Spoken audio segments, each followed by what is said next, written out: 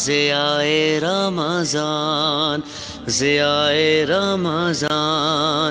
ہے بخشش کا پیغام، ہے بخشش کا پیغام، ملا رب سے یہ انعام، ضیائے رمضان، ضیائے رمضان۔ بسم اللہ الرحمن الرحیم۔ سیدنا کریم صلی اللہ علیہ وعلا آلہ وسلم۔ قال اللہ تعالی خذ من اموالہم صدق اللہ العظیم۔ الصلاۃ والسلام علیکہ یا سیدی یا رسول اللہ وعلا آلکہ واصحابکہ یا حبیب اللہ۔ اسلام ایک جامع، کامل اور اکمل دین ہے جو ہر اعتبار سے ایک منفرد شان کا حامل دین ہے۔ میرے نبی مکرم صلی اللہ تعالیٰ علیہ وآلہ وسلم نے جو نظام حیات، نظام زندگی مرتب فرمایا ہے وہ ایسا نظام ہے جو اخوت اور محبت اور ہمدردی کی بنیاد پر ہے، اور ایسا نظام ہے کہ جو اسلام کے دشمن ہیں، واضح دشمن ہیں، وہ بھی ایٹ دا اینڈ یہ کہنے پہ مجبور ہوئے it must be admitted that it was Muhammad who for the first time in history established a society based on these principles۔ G H Wells ایک بہت بڑا مستشرق ہے جس نے ساری زندگی اسلام کی مخالفت کی، لیکن نتیجہ یہ دیتا ہے کہ یہ بات ماننی پڑے گی، اس بات کا اقرار کرنا پڑے گا کہ میرے کریم آقا صلی اللہ تعالیٰ علیہ وآلہ وسلم ہی وہ شخصیت ہیں جنہوں نے first time in the history اخوت، مساوات اور انسانی آزادی کی بنیاد پر معاشرہ ترتیب دیا ہے۔ اس معاشرے کی خوبیاں کیا ہے، اس معاشرے کا حسن کیا ہے، اس نظام کا حسن کیا ہے؟ اس نظام کا حسن یہ ہے کہ اس نظام کے اندر ہر فرد کے حقوق کا تحفظ کیا گیا ہے، ہر شخص کی بہتر سے بہترین زندگی کے لیے لائحہ عمل مرتب کیا گیا ہے۔ اسلام ایسے نظام کو نہیں تسلیم کرتا کہ جس میں غریب تر ہوتے ہوئے غریب ترین ہو جائے اور امیر تر ہوتے ہوئے امیر ترین ہو جائے، بلکہ اسلام ایسے نظام کی طرف بلاتا ہے جس میں غرباء کو بھی ویسے ہی جینے کا حق ہو جیسے امراء کو جینے کا حق ہے، اور انہیں ضروریات زندگی میں سے ہر ضرورت میسر ہو، ہر سہولت میسر ہو۔ اور اس کے لیے اللہ نے اپنے پاک پیغمبر کو حکم ارشاد فرمایا خذ من اموالہم صدقہ، اے میرے نبی ان کے اموال میں سے یعنی مومنین کے اموال میں سے صدقہ لیجئے۔ اس کی آگے حکمت یہ بیان کی گئی ہے کہ آپ ان پر صدقہ لاگو فرمائیں گے، ان سے صدقات لیں گے تو اس سے کیا ہوگا؟ اس سے ان کے مال کی پاکی کا سامان ہوگا، اور دوسرا اس سے یہ ہے کہ غرباء کی مدد سے غرباء بھی سہولت والی زندگی بسر کر سکیں گے، اور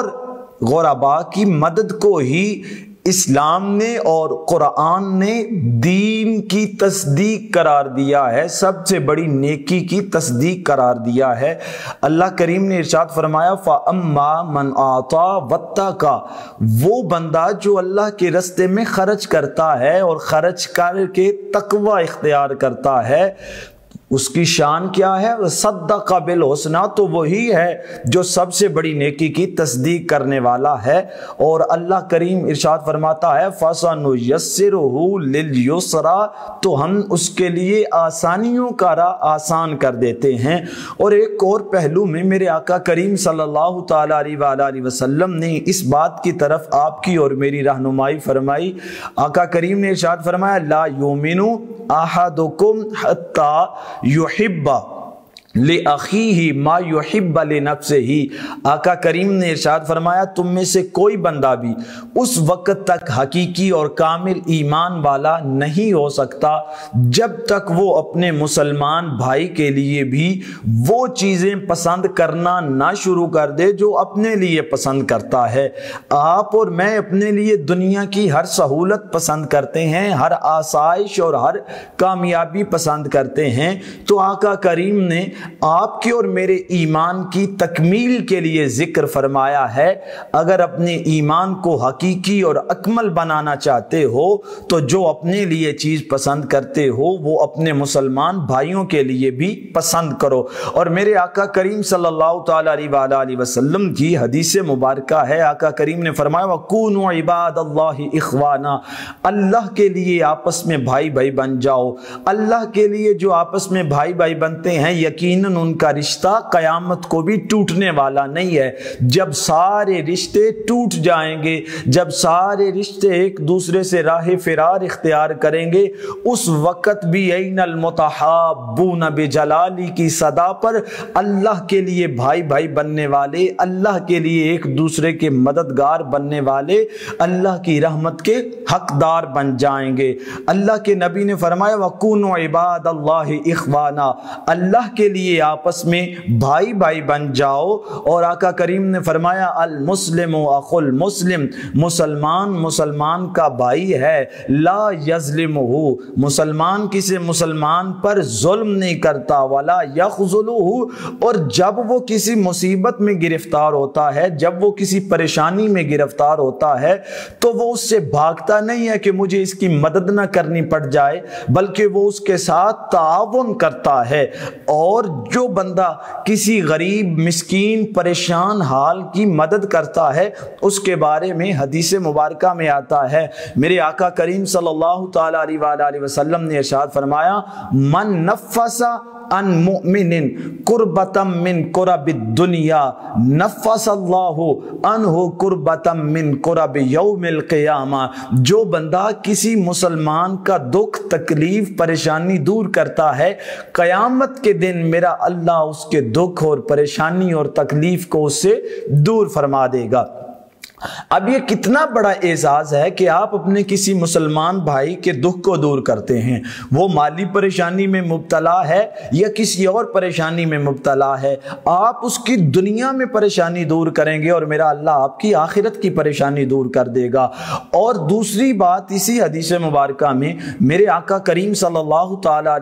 علیہ وسلم نے ارشاد فرمائی من یسر علی معسر یسر اللہ علیہ فی الدنیا والآخرہ، کریم آقا ارشاد فرماتے ہیں جو بندہ کسی تنگ دست کو آسانی فراہم کرتا ہے، جو کسی بھی تنگی کا شکار ہو اس کی تنگی کو جو دور کرنے والا ہے، میرا اللہ اسے دین اور دنیا اور آخرت دونوں کی آسانیاں عطا فرما دیتا ہے۔ اور آقا کریم فرماتے ہیں من ستر مسلما ستر اللہ فی الدنیا والآخرہ، جو بندہ کسی بندے کی پردہ پوشی کرتا ہے میرا اللہ دین اور دنیا اور آخرت دونوں مقامات میں اس کی پردہ پوشی فرمائے گا۔ اور آگے ارشاد فرمایا واللہ فی اون العبد ما کان العبد فی اون اخیہ، جو بندہ بھی اپنے کسی بھائی کی مدد کرتا ہے تو جب تک وہ اس کی مدد کرتا رہتا ہے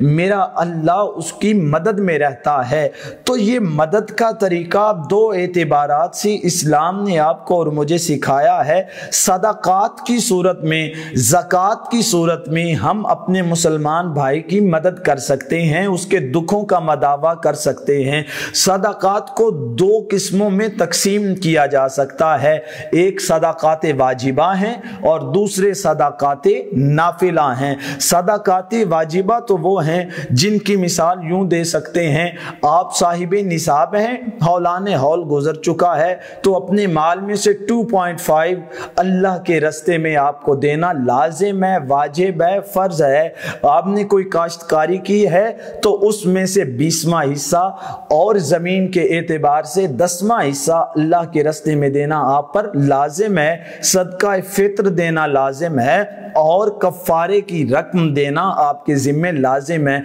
اس کا خلاصہ یہ ہے کہ وہ صدقہ جس کی ادائیگی آپ پر از روئے شریعت واجب ہے وہ صدقات واجبہ ہیں، اور جن کی ادائیگی واجب نہیں ہے بلکہ اپنی محبت اور جذبہ ایثار کے تحت آپ جو اللہ کے راستے میں خرچ کرتے ہیں وہ صدقات نافلہ میں سے آتا ہے۔ میرے پیارے آقا کریم صلی اللہ تعالیٰ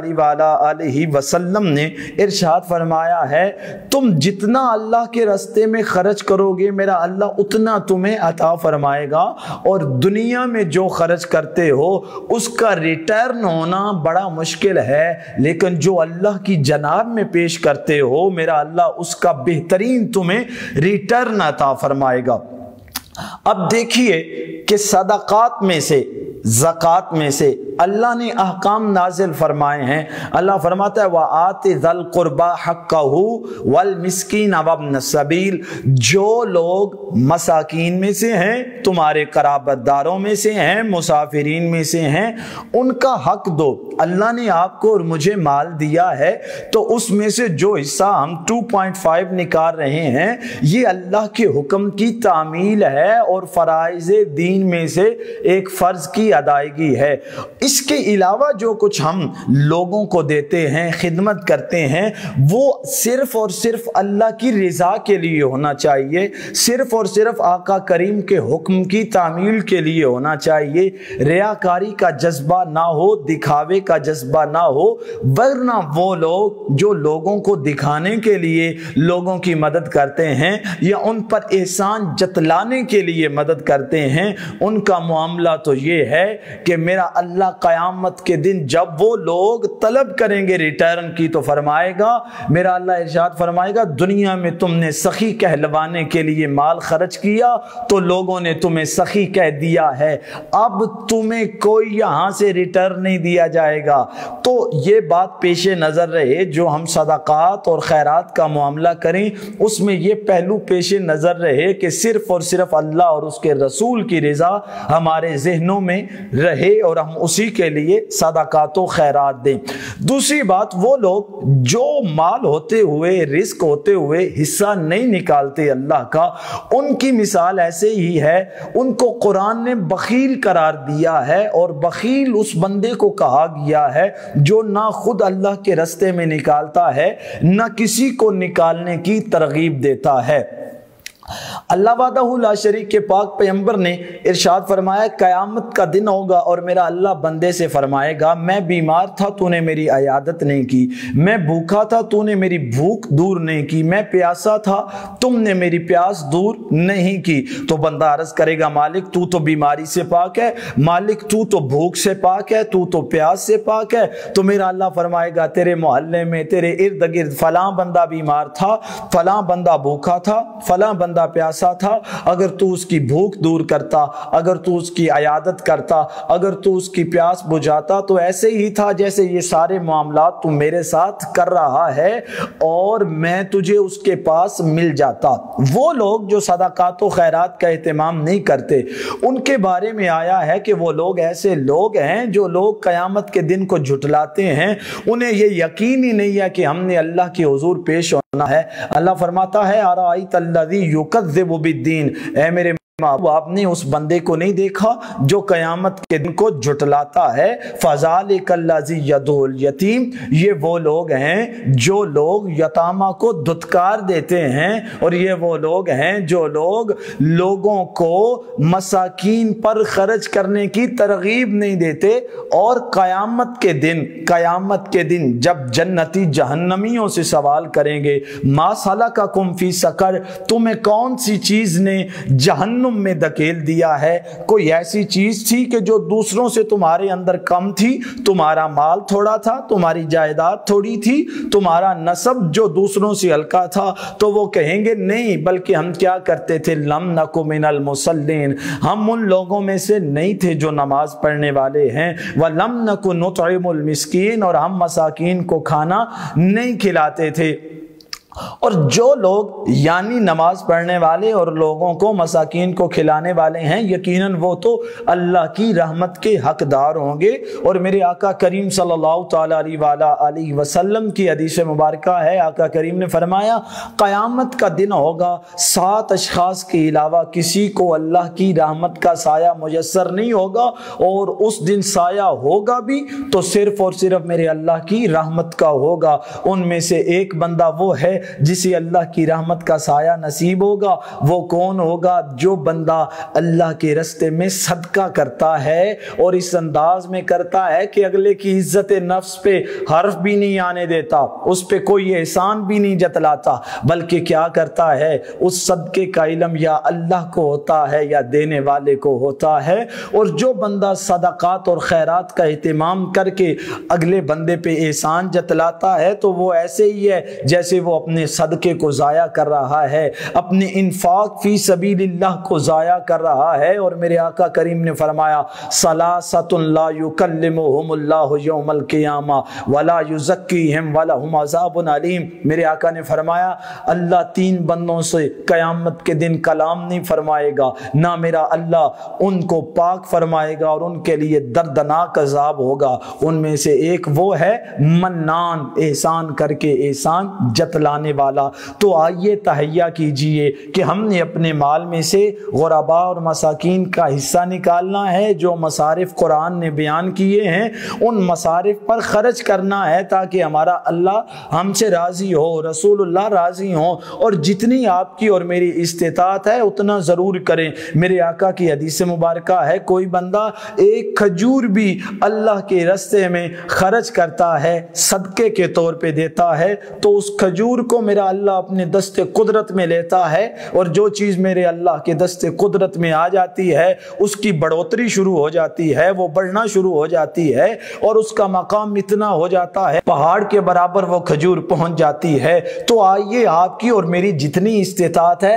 اللہ کے راستے میں دینے کا ارادہ کریں، اور فی زمانہ جو حالات ہیں ان حالات میں آپ کے صدقات اور خیرات کے حقدار اور سب سے زیادہ آپ کے صدقات اور زکوٰۃ کا مصرف بننے والے جو ہیں وہ مدارس دینیہ ہیں، جو اسلام کے پاور ہاؤس ہیں، جہاں سے اسلام کی روشنی 4 دانگے عالم میں پھیل رہی ہے، علماء کی صورت میں، حفاظ کی صورت میں، قراء کی صورت میں۔ اور جو مشن میرے آقا کا مشن ہے، میرے آقا کریم کے دین کی ترویج کے لیے مدارس ہمہ وقت کوشاں ہیں، اور مدارس میں سے بھی پھر وہ مدرسہ جو اپنی مثال آپ ہے، جس کی نظیر ڈھونڈنا بہت مشکل ہے، جو خودی خودداری کا درس دینے والا ہے، اور سرکاری اور نیم سرکاری تمام NGOs کے جو فنڈز ہیں ان سے اپنے آپ کو دور رکھنے والا ہے، جس کا انحصار صرف اور صرف اللہ رب العزت کی عطا کے ساتھ ہے اور اپنے محبین کی محبت کے ساتھ ہے۔ میری مراد دارالعلوم محمدیہ غوثیہ بھیرا شریف، جو ہر سال قریباً 700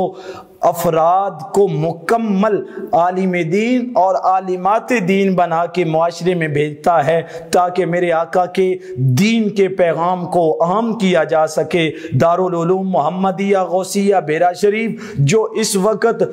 امت کے افراد کو دونوں آنکھوں کی روشنی بخش رہا ہے، دنیاوی آنکھ کی روشنی بھی دے رہا ہے، دینی آنکھ کی روشنی بھی دے رہا ہے، اور جہاں پڑھنے والے طلباء میں سے کوئی طالب علم بھی آپ کو کہیں چندہ کرتا نظر نہیں آئے گا، کوئی طالب علم بھی آپ کو دستے سوال دراز کیے نظر نہیں آئے گا، کیونکہ یہاں کی تعلیم ہے کہ خودداری کی نگہبانی کرنی ہے اور خودداری پہ قائم رہنا ہے۔ لیکن آپ کا اور میرا حق بنتا ہے کہ ہم ترجیح دیں، پریفرنس دے، جب بھی صدقات و خیرات کا معاملہ ہو تو ہماری پہلی ترجیح حضور سیدی ضیاء الامت علیہ الرحمہ کا قائم کردہ دارالعلوم محمدیہ غوثیہ بھیرا شریف ہو، جو 40,000 کے قریب طلباء و طالبات کی کفالت کر رہا ہے اور معاشرے میں ایسے افراد کو تیار کر کے بھیج رہا ہے جو معاشرے میں امن اور محبت کا درس دینے والے ہیں، جو امت کو توڑنے والے نہیں بلکہ امت کو جوڑنے والے ہیں۔ آئیے پہلا کام یہ کیجئے، تہیہ کیجئے کہ ہمارے اموال پر جو واجب زکوٰۃ ہے ہم اس کی ادائیگی کریں گے۔ اور ماہ رمضان المبارک ہے، میرے آقا کریم صلی اللہ تعالی علیہ وآلہ وسلم سے استفسار کیا گیا، یا رسول اللہ صلی اللہ علیہ وسلم سب سے افضل صدقہ کون سا ہے؟ تو میرے آقا کریم نے فرمایا وہ صدقہ جو رمضان میں کیا جاتا ہے۔ اور میرے آقا نے صرف ترغیب نہیں دی بلکہ عمل کر کے دکھایا ہے۔ میرے آقا کریم فرماتے تھے اگر میرے پاس احد پہاڑ کے برابر بھی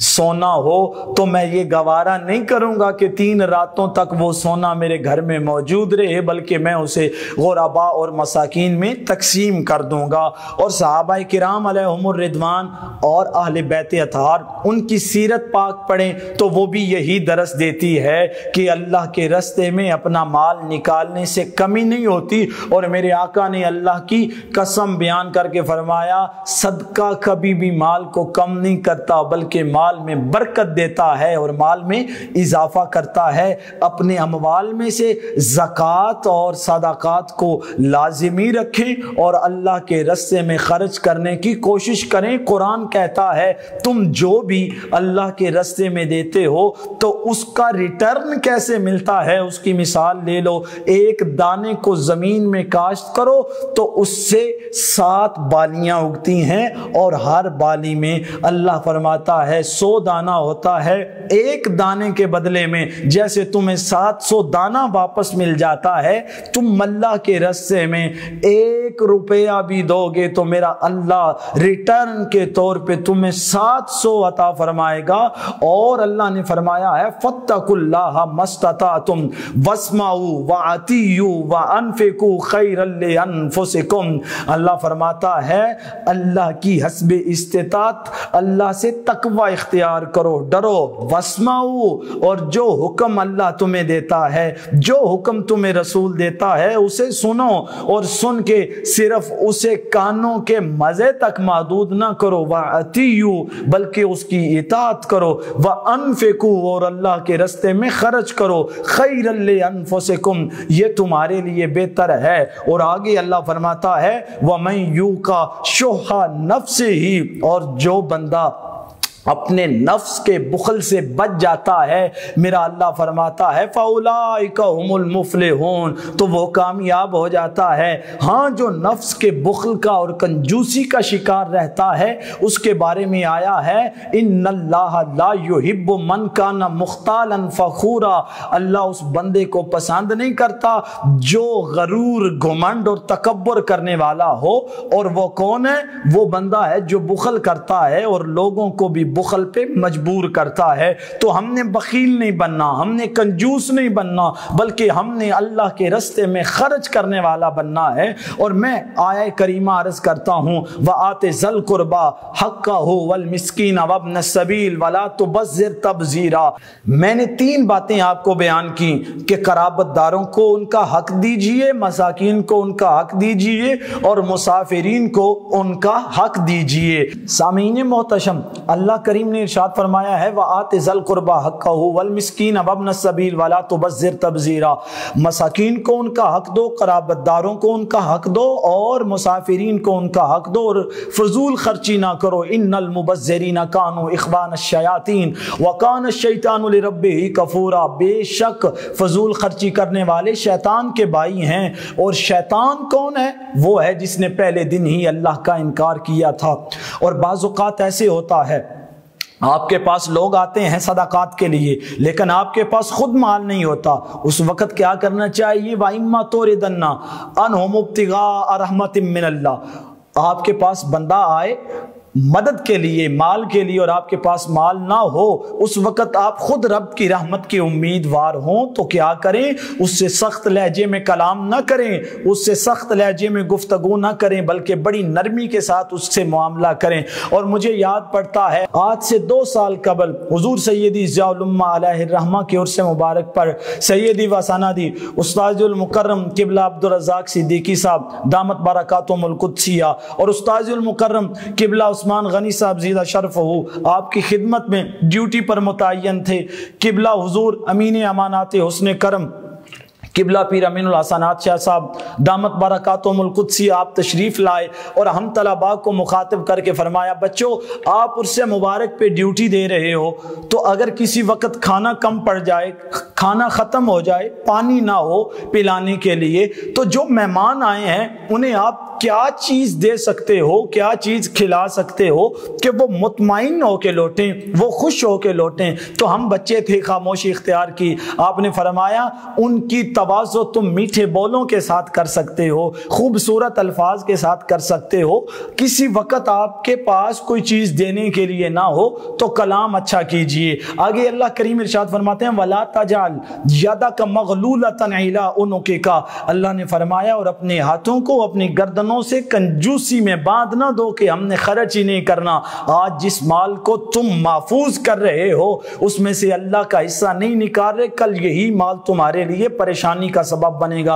اور مال جب خرچ کرو وَلَا تَبْسُطْهَا كُلَّ الْبَسْطِ، تو اس انداز میں خرچ نہ کرو کہ ایک ہی مرتبہ یکبارگی میں سارا دے دو، بلکہ کیا کرو اتنا دو کہ تمہارا گزارا آسان انداز میں ہو سکے۔ تو آج یہ تہیہ کریں کہ ہم حت الوسع